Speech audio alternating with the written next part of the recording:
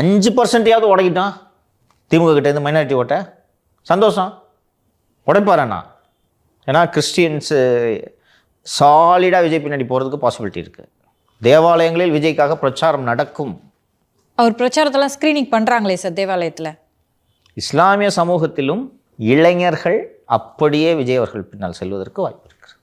BJP want this to happen, இது நடக்க வேண்டும் என்று நினைக்கிறார்கள். அதனால தான் காங்கிரஸ் பேச்சுவார்த்தை நடந்தால் நடக்கட்டுமே, இல்லைங்க நீங்கள் நடத்திடுங்க என்று சொல்கிறார். அண்டு இறுதியாக ஜிகே மணி அவர்கள் ஐயா சார்பாக திமுகவோடு பேச்சுவார்த்தை நடத்த தொடங்கி இருக்கிறார் என்று தினமலரில் ஒரு செய்தி வந்திருக்கிறது. கரெக்டாக பண்ண நியூஸு தெரியல, தொடர்ந்து சமீப காலங்களாக அப்படி தான் நியூஸ் வந்துக்கிட்டே இருக்குது. அது உண்மை என்னன்றது தெரில சார். அன்புமணி ஏடிஎம்கேவோடு பேச்சுவார்த்தை நடத்தி கொண்டிருக்கிறார் என்பதும் உண்மை. அண்டு தினமலரில் இன்றைக்கி வந்திருக்கிறதும் உண்மை. அதை நோக்கி தான் போகுது. ஏன்னா அன்புமணியோடு ஒப்பிடுகையில் ஐயாவை ஏற்றுக்கொள்வதற்கு திருமாவளவன் பெரிய அளவில் எதிர்ப்பு தெரிவிக்க மாட்டார். ஆனால் அங்கே சிக்கல் என்னென்னா, எவ்வளோ சீட்டு கொடுப்பீங்க?